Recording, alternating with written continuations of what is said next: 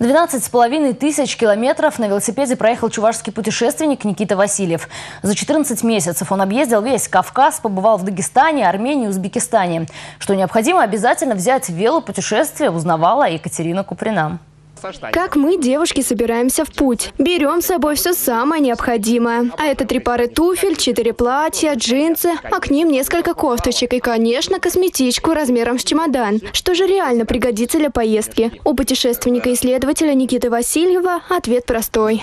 Главное взять в дорогу голову, руки и ноги для велопутешественника. А остальное все можно найти, то есть без проблем. Глядя на этого молодого человека, и не скажешь, что за его плечами тысячи километров дорог, множество знакомств, ночевки в палатке. Еще в детстве Никите подарили атлас всего мира, и все свободные минуты мальчишка изучал карты. Собственно, этот подарок и определил его сегодняшнюю судьбу. Начинал я с автостопа. Как закончил школу, я поехал на Украину, Белоруссию, объездил все эти страны. Потом вернулся, поступил в педагогический университет на географа.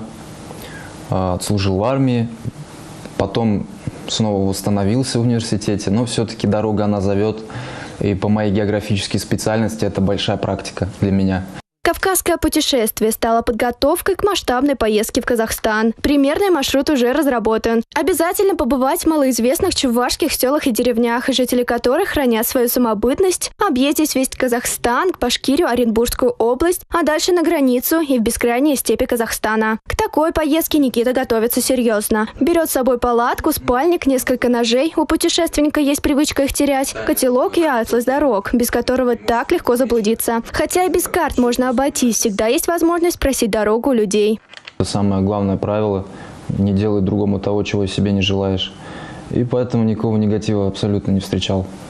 Все доброжелательно. Люди приглашают гостя, останавливаются на машине, меня прям подрезают, узнают, откуда я, что, куда еду. И бывает прям дня на 3-4 у них остаешься, потому что им интересно, ты им рассказываешь что-то, и также ты познаешь культуру народа, а сам быт народа, язык. В планах у Никиты стать учителем географии, причем в основу уроков ляжет его опыт путешествий. А пока погода благоприятствует, синоптики обещают потепление к середине недели. Чувашский путешественник собирается в долгий путь. Нужно выехать до наступления зимних холодов. Каким он вернется домой, узнаем через 2 года. Екатерина Куприна, Игорь Зверев, Республика.